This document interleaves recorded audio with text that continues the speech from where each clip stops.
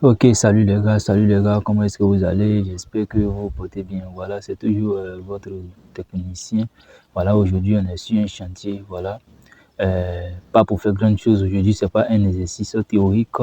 Voilà, bon, c'est juste, voilà, vous montrer un peu comment se passe la pratique sur le chantier. Voilà, donc partagez la vidéo au maximum afin que tout le monde puisse bénéficier, voilà, des explications que je vais donner sur le chantier. Ok, donc ici nous sommes sur un site, voilà, quelque part dans la nature. Voilà, donc aujourd'hui, voilà, je vais vous montrer, voilà, les différentes, comment est-ce que je peux dire, les différents ouvrages en fait. Voilà, les différents ouvrages. Lorsqu'on parle de tâches fictives, c'est quoi une tâche fictive?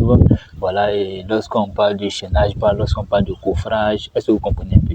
Voilà, c'est un peu ça. Donc partagez la vidéo au maximum afin que tout le monde puisse bénéficier des explications. On est ensemble.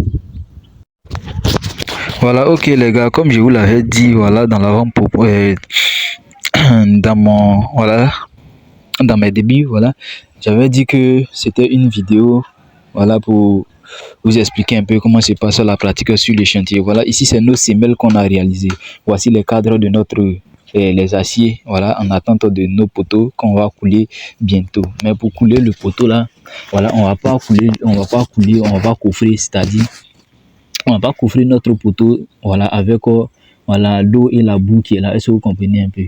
Voilà, nous devons vider. Pour vider cela, voilà, on sait tout ça, ce que cela sous-entend. Voilà, donc pour vider cela, cette tâche n'était pas prévue dans notre planning. Est-ce que vous voyez un peu? Parce que bon, c'est un phénomène naturel qui a provoqué, voilà, qui a engendré cette tâche-là. Est-ce que vous comprenez un peu? Voilà, c'est pas le seul poteau. Regardez un peu, tous les poteaux sont pareils. Est-ce que vous voyez un peu? Tous les poteaux, voilà, il y a de l'eau là-dedans. Donc on doit vider ces poteaux-là. Par exemple, si on n'avait pas encore coulé ces poteaux, on n'avait pas encore réalisé les semelles isolées de ces poteaux-là, qu'est-ce qu'on devait faire? On devait faire quoi? On devait vider. Voilà, c'est une tâche qui vient s'ajouter, voilà, à nos différents travaux. Voilà. Donc, qu'est-ce qu'on va faire? Donc, c'est ce qu'on appelle une tâche fictive. Une tâche fictive, c'est une tâche dont la durée est inconnue. Est-ce que vous comprenez? Parce que bon, pour vider ça, pour vider tous ces poteaux-là, on ne sait pas combien de temps ça va prendre. Donc, voilà, c'est une tâche dont la durée n'est pas connue. Donc maintenant, on va s'attaquer maintenant au chaînage bas. Voilà, on a fini de réaliser notre mur de sous-bassement. Ici, c'est un poteau. Voici notre mur de sous-bassement. Voilà, c'est ça qu'on appelle un mur de sous-bassement. C'est-à-dire, c'est le pan de mur qui est réalisé quoi, dans la fondation. Est-ce que vous comprenez un peu? Très bien. Donc, on peut voir ici quoi, le chaînage bas. Donc, voici le chaînage bas. Le chaînage bas, c'est un béton, voilà, qu'on réalise pour couronner, voilà, tout notre bâtiment. On n'a pas encore terminé notre chaînage bas, mais on peut voir que voilà, la grande partie est déjà faite. Est-ce que vous comprenez un peu?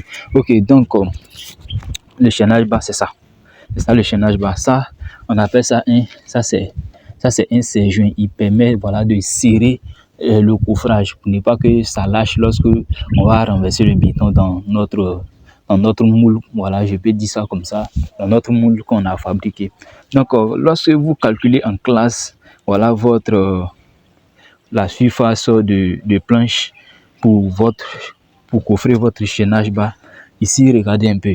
Voilà. Regardez un peu. On voit qu'il y a une planche là et il y a une planche là. C'est pourquoi on va faire quoi?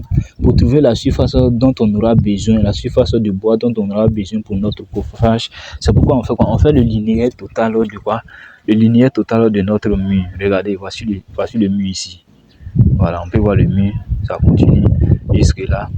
Ça, voilà, ça prend là-bas. Ça vient ici. Là, on n'a pas encore coffré. Mais bientôt, ça sera fait. Voilà, et ça vient jusque là, jusqu'à notre point de départ. Très bien. Ça c'est quoi? Ça c'est le linéaire. Donc tu prends le linéaire multiplié par quoi? Multiplié par le nombre de faces à coffrer. Voici la face, voici une face ici. Voilà, et voici la deuxième face qui est là. Très bien. Après ça maintenant, quand on finit de faire ça, multiplié par quoi? Multiplié par la hauteur à coffrer. Donc la hauteur à coffrer de nous notre truc là, on appelle ça comment? De nous notre chaînage bas, c'est combien? C'est 20 cm. Donc tu fais quoi? Multiplié par le linéaire, multiplié par la hauteur qui est 20 cm. Ça te donne quoi? La surface à coffrer pour ton chaînage bas. Très bien. Par exemple, si on veut coffrer le poteau le poteau en fondation comme ça, est-ce que vous comprenez un peu? Voici ça ici. Regardez là. On peut voir que là, on va mettre une face. Derrière là-bas, on va mettre une deuxième face. Est-ce que vous comprenez un peu? Comme les murs sont déjà réalisés, mais si les murs n'étaient pas réalisés, on allait faire quoi? On allait coffrer à côté ici, coffrer là. Est-ce que vous comprenez un peu? Voilà, mais on allait vider l'eau d'abord, quoi. Voilà, on va pas laisser l'eau et puis venir coffrer. Bon, sachant qu'il y a la boue en bas. Est-ce que vous comprenez? Très bien. Donc, on allait, bon, comme il y a déjà nos murs qu'on a déjà réalisés, on va coffrer ici, coffrer là-bas tout simplement pour venir faire quoi? Pour venir couler notre béton. Est-ce que vous comprenez un peu, les gars? Voilà, c'est un peu comme ça que ça se passe dans la pratique, sur le terrain. Très bien. Donc, voilà, j'espère que vous avez appris un peu. Vous avez appris un peu, on va un peu sillonner notre site. Voilà, s'il y a quelque chose à vous montrer. Voilà, je vais vous montrer. Donc, en tout cas, partagez la vidéo au maximum, hein, afin que tout le monde, voilà, puisse bénéficier de nos explications. Voilà, c'est toujours votre technicien. On est ensemble. Voilà, j'espère que vous vous en sortez avec mes explications. Donc, voilà, c'est un peu ça. Ici, j'oubliais déjà. Ici, nous allons réaliser quoi? Des longrines.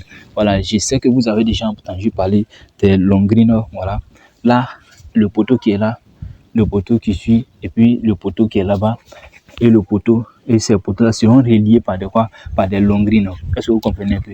Les longrines, ce sont des ouvrages, voilà, qui relient les poteaux, renforçant un peu, et renforçant ainsi, voilà, la structure de notre, voilà, de notre bâtiment.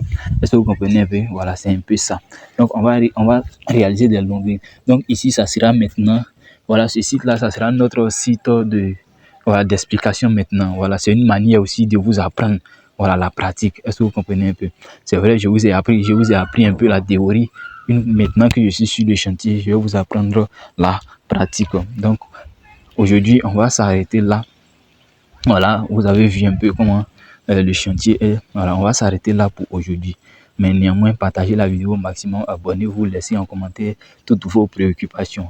Voilà, pour ceux aussi, voilà, qui ont des soucis, peuvent laisser, voilà, en commentaire leur numéro ou soit, bon, je sais pas comment, voilà, leur numéro, je vais vous contacter et puis nous allons échanger. Donc, voilà, une fois que les longues seront réalisées, voilà, je vais faire une autre vidéo encore pour vous montrer, voilà, la réalisation de ces longues là. Mais sur ce, on peut s'arrêter là.